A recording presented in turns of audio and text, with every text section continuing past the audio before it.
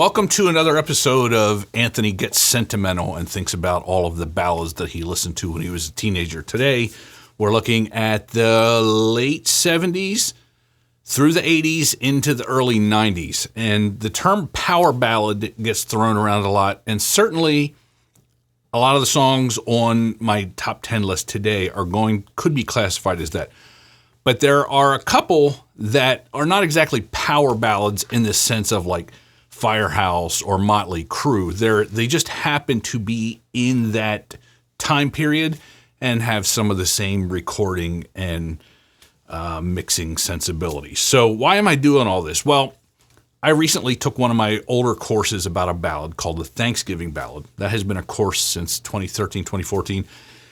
And I gave it a complete makeover. I converted it to standard tuning. I added chord graphics and on-screen tablature. And I also added a whole new section on improvisation called the Solo Breakthrough, where I teach you about targeting notes through this ballad, which is heavily based on Yellow Ledbetter by Pearl Jam and While We Cry by Kenny Wayne Shepherd. So that's in its launch period right now. I'm offering it for a special launch price right now. Now, the last thing before we start, I actually have a whole playlist of songs like this from late 70s to early 90s, and I will have a link to this page on Texas Blues Alley, where you can go get the playlist for Apple Music, Amazon, YouTube Music, or Spotify. These, I just didn't want to make a 40-minute video, so I'm just limiting it to my top 10, but there's over 30 on here. So let's get started and go back to, I believe, ChatGTP says it was 1976. Love Hurts by Nazareth.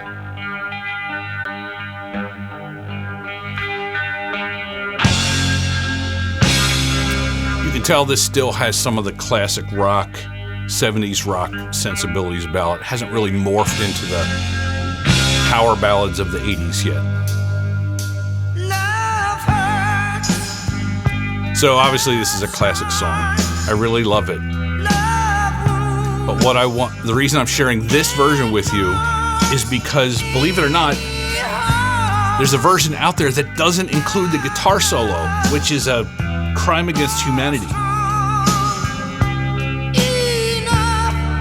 I'll just play a little bit till we get to the chorus here, and then I'll take you to the guitar solo.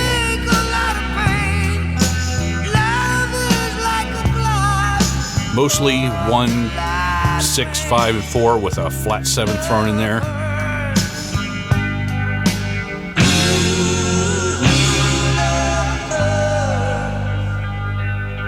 Notice the break to allow things to settle, come in heavy. And so that's a lesson in dynamics right there. If you want something to sound heavier, just bring everything down before it, because there's only so much headroom in terms of recording. And so if you want something to appear louder than it really is, just slowly bring everything down before it. And then when you come back in, even though you're at the same volume, it sounds louder. All right, let's get to...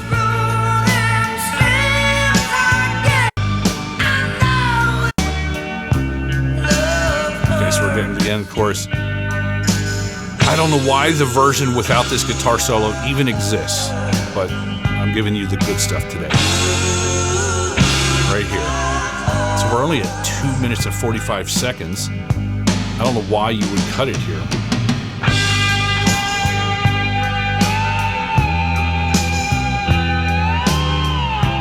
So, I don't know if this is slide. It just sounds like feedback. You could do this with bends. Just letting it feedback. And then that's the whole thing. Like, what I wouldn't give for a version of this song with like a 2-minute guitar solo of just that. I just think it's beautiful. All right, now we're going to 1990. One of my favorite ballads of all time, I'll Never Let You Go by Steelheart.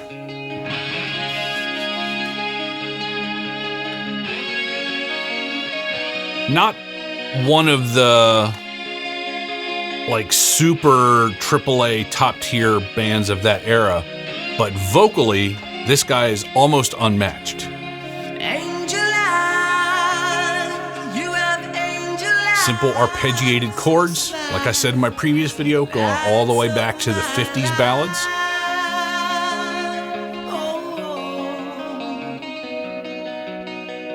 Got some chorusing going on.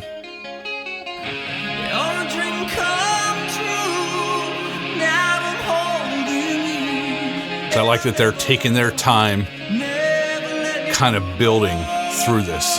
But if you never heard this for the first time, you would not be prepared for what's about to happen. Oh, I talked through it. Sorry. So imagine hearing this and it's all quiet.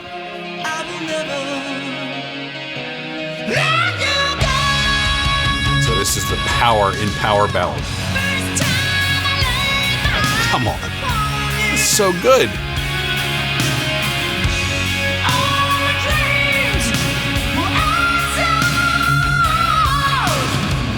There's a lot of power chords going on there, some interesting rhythm stuff. And let me be perfectly honest. I am not a huge fan of 80s rock, the hair metal, all that stuff. I can appreciate some of the hits like everyone, but I mostly just, it feels decadent, over the top. It just does not fit my personality. So the fact that I love the ballads from that era kind of supports my point that I tried to make a couple videos back where I said that ballads are just different. You can have it styled exactly like the normal music you play, but because of that simple recipe of mostly dominant chords and sentimental lyrics and powerful melodies, it allows a very serious person like me to really enjoy ballads from an era that I mostly kind of consider silly. And I don't mean that as an offense to anybody who loves that era. That's just my personality is at odds with the sensibilities of a lot of the 80s rock. But the ballads are my weak spot.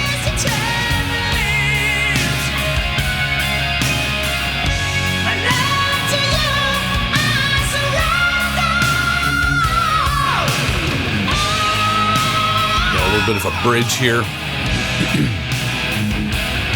Getting a little serious. A little guitar interlude.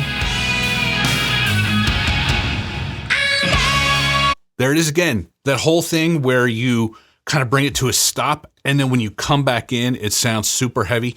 You don't even have to go up in volume. The fact that you've created some space allows the listener's ears to kind of reset, even if it's just for like a second or two. All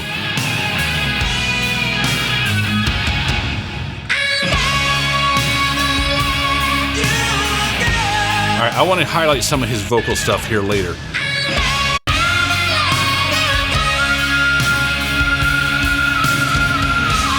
Right here. I mean, that's ridiculous. That's like Steven Tyler territory. I like the outro here. The harmony right there.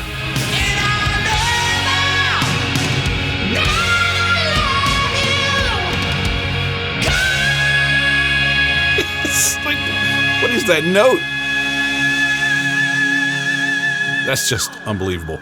Of all of the ballads of the 80s hair metal era, that might be my absolute favorite. It's hard for me to find anything about that song I don't like. All right, now we are going back to 1979. And again, I am celebrating an era, not a particular sound.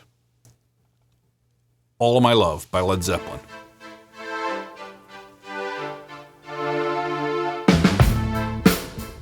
Again, Led Zeppelin, not an 80s metal band by any stretch of the imagination, but it's in the era that I'm talking about. Just like, even though I love a lot more of Led Zeppelin stuff than I do any of the other bands in this playlist, but their ballads are always something that stuck out to me, even for a band that I really like. That moves a thread that has no end. All right, let's get to the chorus. This is the part that I love, obviously.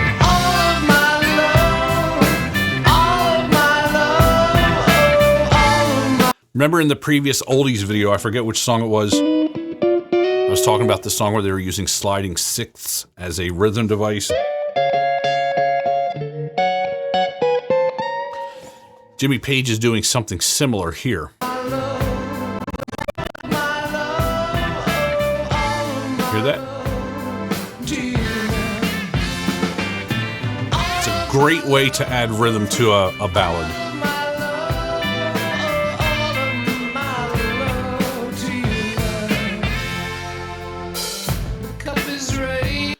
Switching from a more minor focus to a major focus, and then back again for the verses, it gives the song a lot of emotional headroom.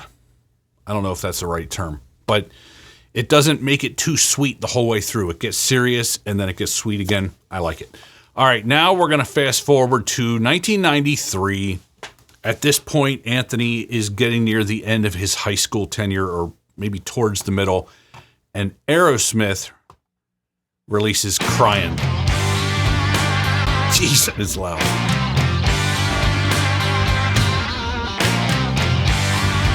Every time I hear an Aerosmith record, I imagine that Kylo Ren meme where he's like, more. And I imagine that's the mastering engineer in the Aerosmith control booth.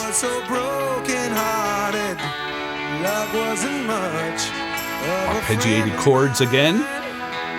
Signature of ballads throughout the decades.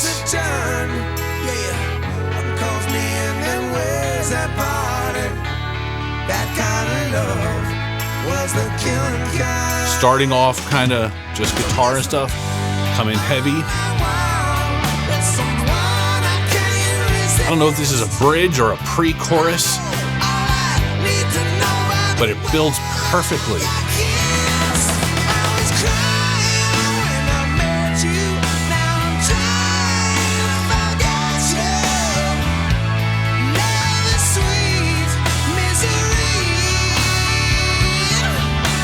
Right there.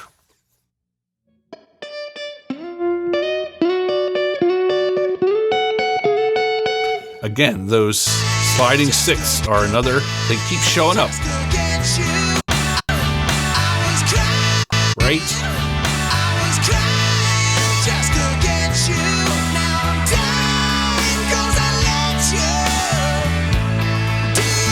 For my money, very few bands write a hook as good as Aerosmith. Switching to more of a minor focus here. Listen to Joe Perry.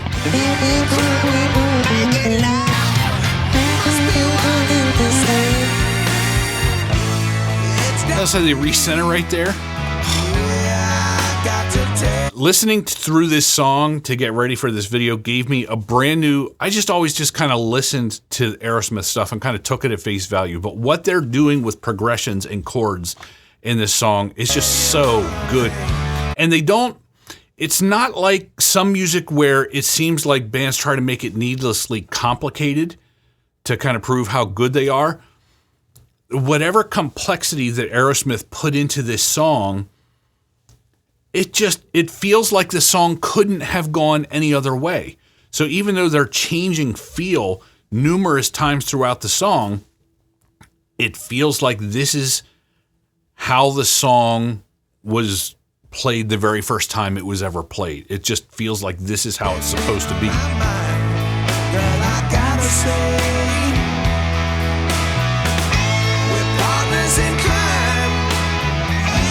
Harmonized guitar there.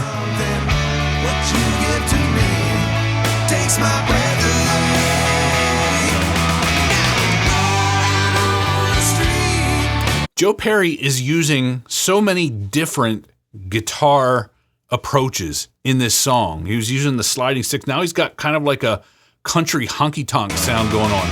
Listen to this.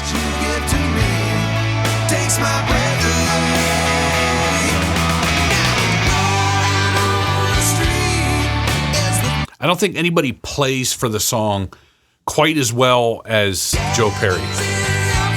I want to highlight one other thing in this song.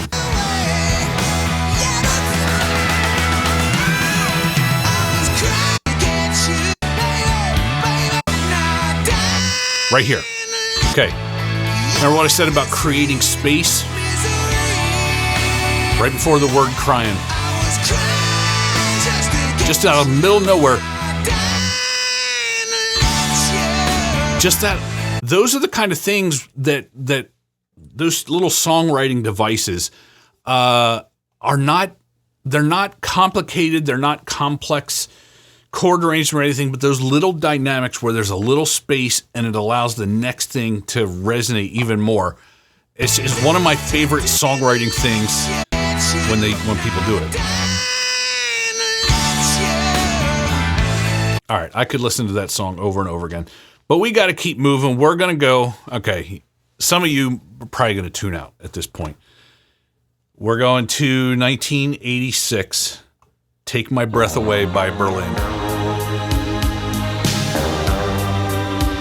Like I said, not everything in this list is a quote-unquote power ballad, but it sounds like the 80s.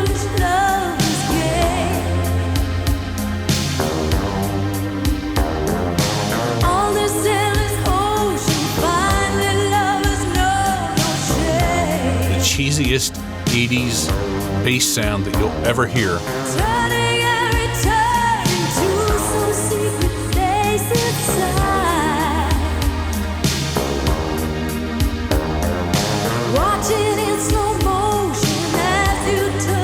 don't even know if there's any guitar in this song. But again, I was born with an old soul. So I just love it. So funny thing about this song, the first time I heard it, I was like a huge Michael Jordan fan back in the day. And this is back in the days of video cassette tape rentals. We didn't have cable TV, so I couldn't really watch basketball games. I would just see clips of Michael Jordan on the news and stuff like that. But the video store had this NBA Superstar tape, and it was basically a highlight reel of all the top guys at the time, like Charles Barkley, Larry Bird, Kareem Abdul-Jabbar, and Michael Jordan. And each one of their highlight reels was set to a different song. And this was the song for Michael Jordan, who was my favorite player. And so he had all these slow motion things of him dunking the basketball and Berlin saying, "Take my breath away." It's just a very odd, it was appropriate, like it fit, but it was very odd. But anyway, that's how I learned about this song. All right, I'm not going to stay on that one too long because I realize it's probably going to be the least popular one of the list. All right, 1991, Love of a Lifetime, Firehouse.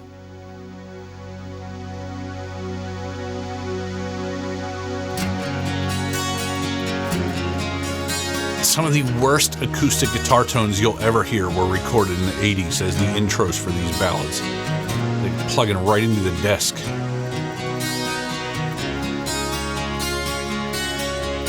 Arpeggiated chords. Again.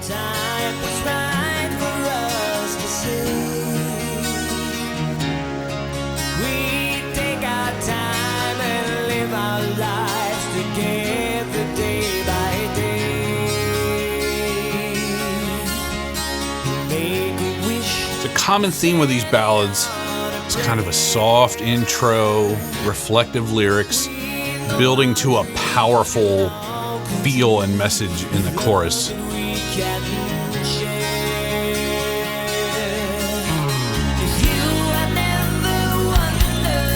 A bridge, pre-chorus.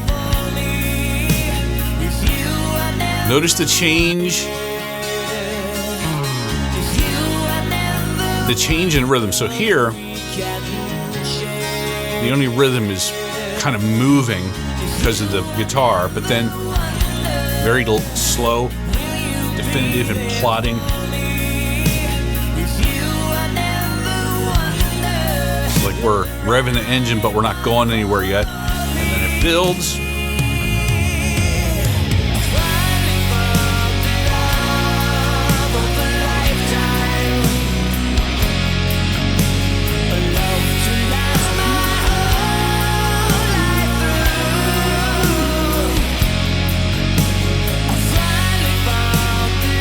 Really love the hook, the chorus in this song.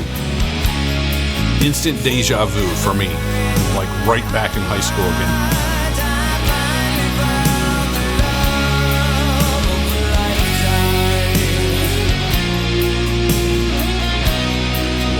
guitar in there.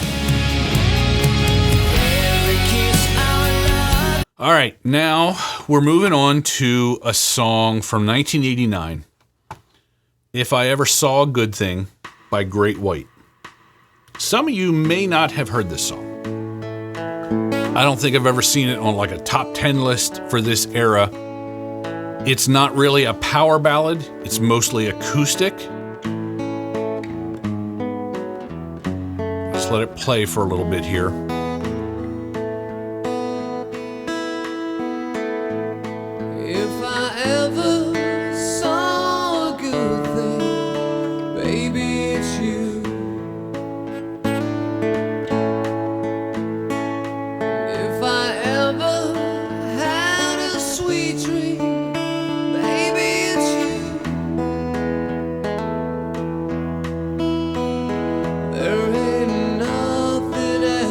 If you think it sounds like Robert Plant, hold on to that thought.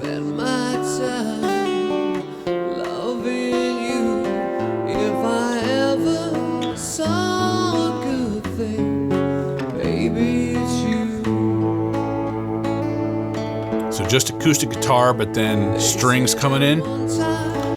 So here's a quick story about this song and why I love it so much, even though it is kind of like a downer compared to the rest of the songs on this list. My senior year of high school, what year did this come out? So it came out in '89, before I was ever in high school. Somehow, I don't ever remember hearing it at a school dance or anything. I was working at a department store, and I worked in the shipping department, so I was in the back taking boxes out to people's cars and stuff. And I heard this on the store, you know how stores always play music as you walk through. And I heard this, if I ever saw a good thing. And I was heavily into Led Zeppelin at this point. And I swore, I was like, that has got to be Robert Plant. But that is not a Led Zeppelin song that I've ever heard before. And what year, this would have been 94. We didn't have a computer at the house. I barely even knew what the internet was. All I knew, number one, sounds like Robert Plant. Number two, if I ever a good thing, if I ever found a good thing, if I ever saw a good thing. And the last part I knew was Baby, It's You. Those three pieces of information were all I had as I left to go to college. And then that was right when Windows 95 came out and the internet was available at college. I searched for over a decade just on those three pieces of information. And this was before there were lyric sites or anything. For some reason, I could not find this song. But then at some point, I discovered Great White. And I realized, hey, this guy sounds like Robert Plant, which is no big secret. Once I discovered the band Great White and I started searching for Great White, Baby It's You, Good Thing, somehow I stumbled onto this song that had somehow eluded every other mention that I could find. And so it took me a decade to track down a song that now my phone could identify in 15 seconds. So that's why I love that song. All right, now number 8, we're going to 1992. You Gotta Have November Rain by Guns N' Roses. Possibly the most dramatic song on this list. I don't remember where I was the first time I heard it, but it felt like I was listening to a rock opera.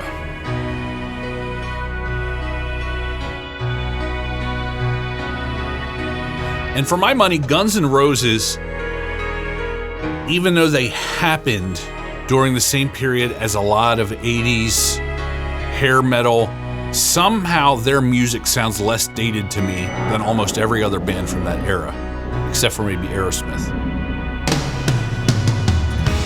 Those drums.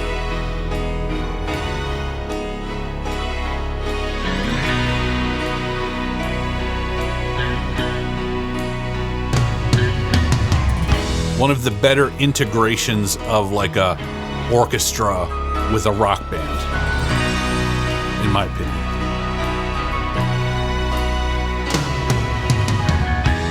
All right, I'm going to skip around to some of my favorite parts of the song. I like this build right here.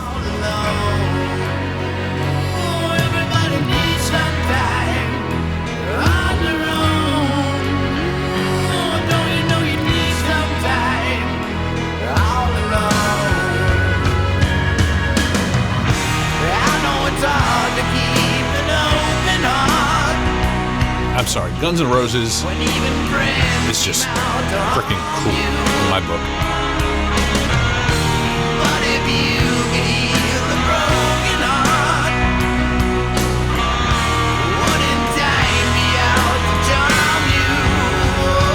They really do a lot of these builds, and in this case, bringing it back down a little bit for the guitar solo. I don't play Les Pauls and Marshalls that much, but if I did, this is how I would want it to sound. I think Slash and Jimmy Page are like my two North Stars for what a Les Paul should sound like. This is actually one of the first guitar solos I tried to learn. So before I ever got into like Eric Clapton or Jimi Hendrix or Stevie Ray Vaughan, Slash was the guy that I was trying to sound like.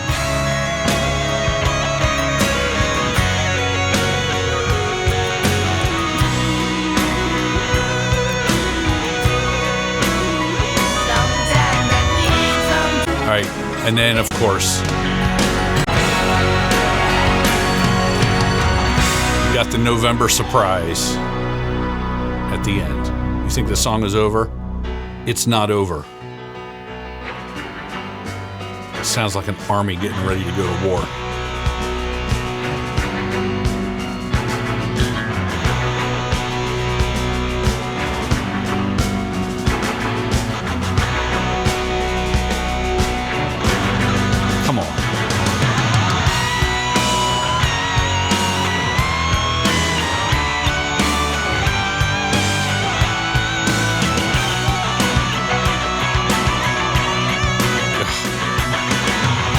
I don't think I've ever not listened to that whole song when it came on. All right, but we got to keep moving. Number 9, again, you guys are going to laugh at me, but when I tell you this is 1987, initially released in Swedish on a Swedish Christmas version, internationally re-released in 1990 for Pretty Woman, It Must Have Been Love by Roxette. When I tell you that I was a Roxette fan, it is the understatement of the year. I loved this band so much.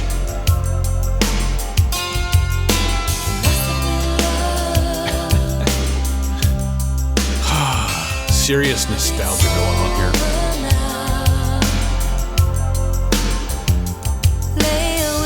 There's more Roxette songs on the full playlist.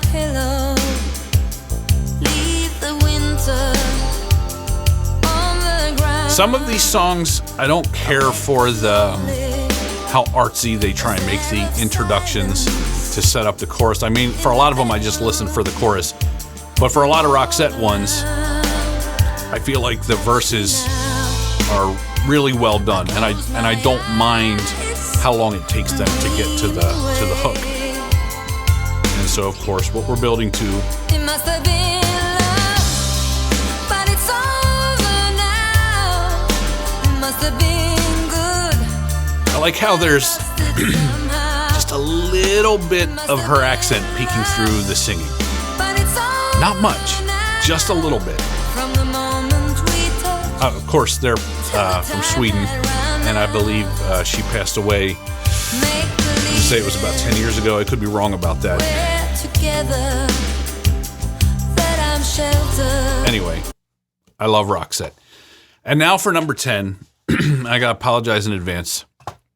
This is a Christian rock band, but I can tell you from my years of listening to Christian music exclusively, a lot of times we would listen to these and we would pretend they were about the girl that we liked and not pay attention to the religious connotations.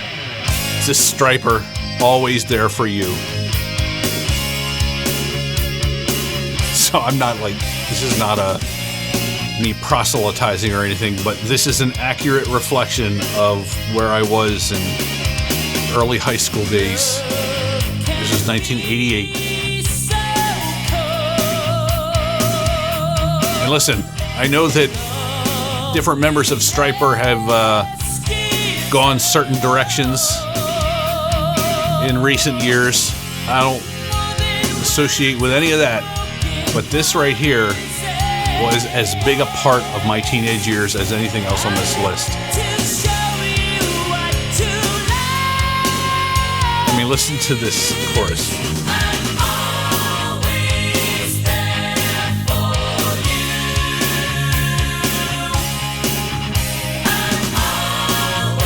So I don't know what, I've never really tried to figure out like what their angle with the lyrics are. Like, I don't know if it's supposed to be, you know, God saying to us, I'm always there for you. I can tell you as a teenager, this was like me. This is what I would say to the girl that I like. I'm always there for you. This goes to show it doesn't matter what your intentions are with the lyrics. People are going to do what they want. You've been hurt before by those other guys, not like me.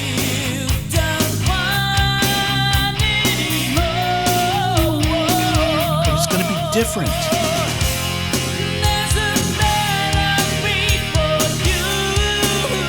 There's a better way for you. Yeah, me. I believe in me. That'd be a little sacrilegious if I said that to her, but like I said, I was listening to it in the context of thinking this is like a love song to a girl.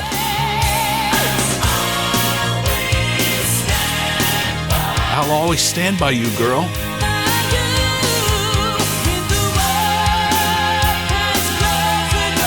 When the world has closed the door and you can't take any more, I'm always there for you. Not like those other guys. Gotta have the harmonized guitar leads.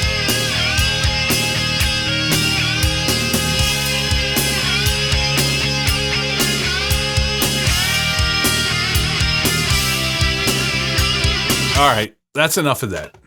So if you're watching this off of the Texas Blues Alley site, look for a link in the description to the place where I posted this video on the site. And on that page, I will have links to the full playlist of 30 plus songs from this late 70s to early 90s era. Again, I realize this is a little bit strange for a blues guitar site to be focusing on 80s ballads, but in my next video, I'm going to talk about guitar ballads, things that are more, you know, like Bold as Love by Jimi Hendrix, Gravity. I don't want to give away the whole thing, but to me, they're all connected. And some of these, like especially the oldies and now the 80s, might not seem like a direct connection to what I do at Texas Blues Alley. But when I play a ballad and I try to express myself, all of that stuff that I listened to back then is coming out in my playing. It's all the same emotions, just different styles of music. And so, again, my Thanksgiving Ballad 2025 course is out now, and we're in the middle of a launch promotion. I'll have links to that on the page as well.